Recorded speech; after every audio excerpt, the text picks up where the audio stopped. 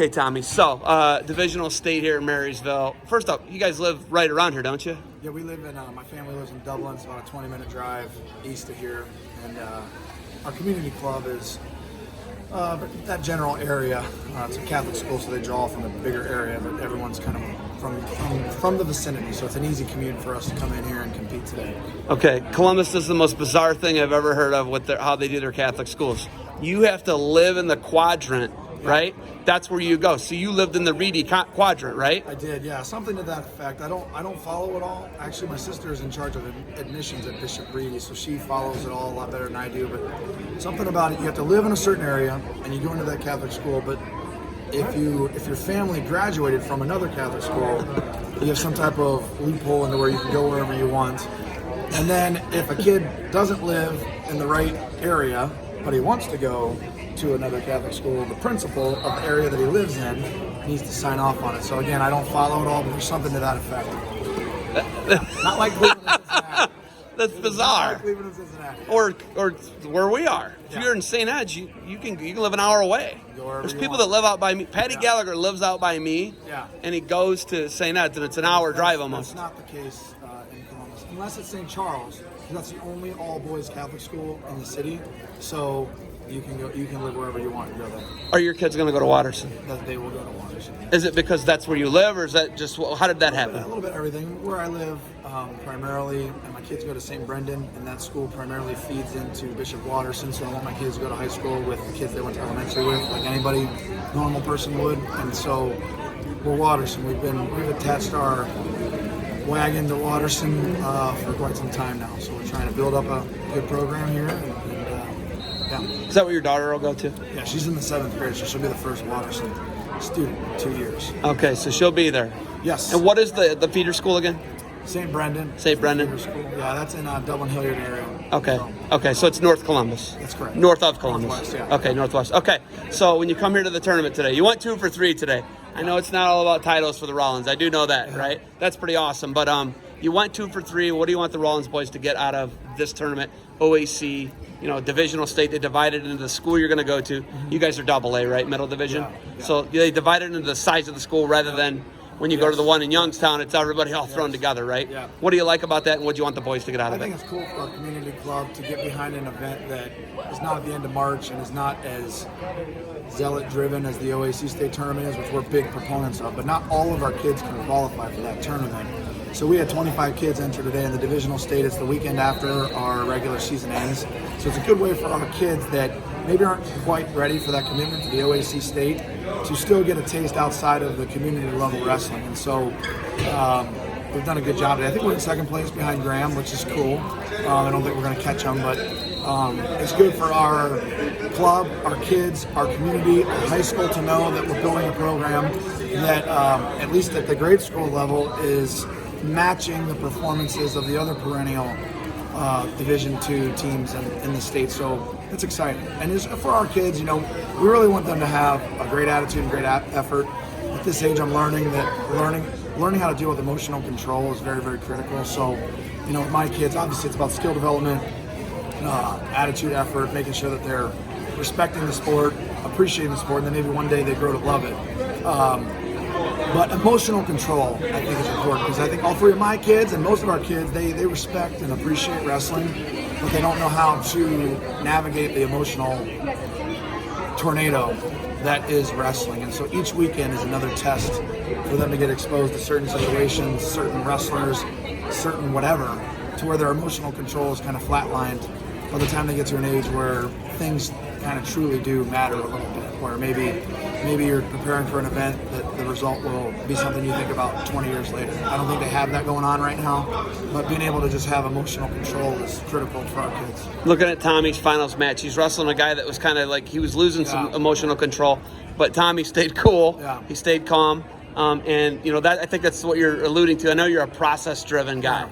Right. It is what we're alluding to, and that's a good kid that Tommy wrestled, and maybe he had a bad day on the emotional control side, and Tommy had a good day, but Tommy's been the other kid before too. And so, to me, the message to him is you did a great job today, and learning how to compete in intense, close, tough matches, and be able to have the emotional control you did today all the time in practice and in matches, it's really, to me, that's the mark of really going to the next level with your wrestling. So he did do a good job today, but by all means, he's not always that way. So it's continual work in progress for him. So controlling your emotions, and obviously respecting and learning from the sport. Yeah. What do you think all kids across the board, what do you want to see kids across the board, Greater Columbus area, Ohio, what do you want to see them get out of OEC, your youth events, everything you guys are going to? Biggest thing, we had 92 kids sign up in our kids club this year, which is a lot for a small Division II school, and we just want them to come back.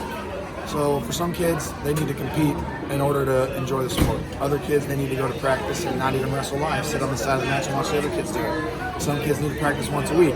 Some kids want to prepare and try to win the OAC state tournament. So for us, we just want them coming back because numbers, community, that's what wins. I mean, if the parents are behind it, if the kids are friends in school and they're coming to practice together, to me, it kind of serves itself, and you really just becomes like an autopilot thing at some point. And so for us to get that critical mass where everybody is rowing in the same direction, everybody's liking the sport the same way, everybody's appreciating the same way, when they get a little bit older, they're going to start loving it. They're going to start saying, hey, we want to beat St. Clair's. I didn't even know who they were, but now, they're 70 points ahead of us. How do we do that? What do they do that we don't do? And so to me, it's kind of a master plan, but at the same time, if you stay casual about it and just focus on making sure they like it, good things usually happen.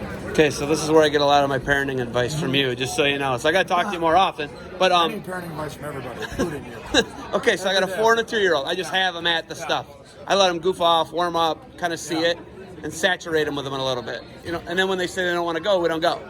Right? Do you think that that's kind of the what you've taken with it? Like, I do. I think that being casual about results and being casual about the amount of time that you spend in the sport is very, very productive. It's the right way, I think, to be a parent, right? At the same time, sometimes you see people be casual about somebody's effort or somebody's ability to show sportsmanship or somebody's ability to stay in the right frame of mind. And we're not casual about that with any of our kids in our club. So we're casual about the amount of time they spend.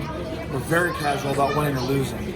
But when it comes to having the right attitude, having the right effort, and having the right fundamental approach to what is going on out there, we hold a very, very high standard and we don't compromise it. So to me, it's a balance, right? It's a real balance in being able to have that environment where it's one step above recreational and maybe one step below overly specialized 12 months a year. So we try to live in the middle of all that. And it's not easy. It's not easy for me. It's not easy for the kids. It's not easy for the parents. That's the thing that we try to manage as best we can. Okay, so you're a 2-time NCAA champ, Ohio State's first 4-time All-American. I answered that on a trivia question this week. I saw that. Yeah. I saw you stick up for me. Okay. I can't believe anybody would know any otherwise. But anyhow, so you put your life, you dedicate your life to. You're a 2-time alternate for the Olympics. Obviously behind some great guys. How do you take this and apply it to the business world? Produce, selling T-shirts. How do you do that? How do you do it? To me, it's everything. I just feel like wrestling has provided a foundation to me in the way that I look at the world that has been hugely beneficial on a personal level, as well as just my family and things like that. But I absolutely love to compete, and so business is the same thing. It's dressed a little differently, and there's a lot of things that are drastically different from wrestling. At the same time, it's about working together with others, leveraging the resources that you have around you, taking advantage of things that you have advantages on, mitigating your weaknesses, and then ultimately competing and performing when it matters the most. And also putting your head on your pillow at night if it doesn't turn out rosy for you, and saying, I'm doing the best that I can. And at the end of the day, that's really all that matters. And so I feel that same way sometimes. I mean, business is good sometimes, but it's not always good. And my mind is I'm doing the best I can. And wrestling taught me that. When people come at you guys like, oh, you're not making the best product. It's a lifestyle product, by the way. I don't know if people get that. Yeah. Because wrestling's a lifestyle, yeah. right? And you're putting a product. How do you continually up the ante? You got podcasts. You got you're signing different athletes. You're expanding your roster of athletes. Yeah. Your shoes. Yeah. I mean, you guys jumped into the biggest, hardest thing you could possibly do. You learned a lot from the first round of shoes. Yeah. No question, right? Yeah. How do you continually up the ante with Rudis and what you're doing there? I mean, full transparency. I'm not running the company. And I'm not involved involved day to day. Jesse Lang is the blood, guts, and feathers of what we do, but I'm involved in discussing all. Oh, you're invested. I'm invested very emotionally, and I talk to him almost every day about the business and help facilitate his thoughts, sounding board for him. But it's difficult, you know. We want to elevate the sport of wrestling. We want to be the most authentic expression of the sport in our products, in our branding, in our athletes, and our messaging, and everything that we do. And so, constantly reinventing yourself and trying to do that every day, all the time, in perpetuity, is very difficult. But it's the same challenge that the world's best wrestlers have.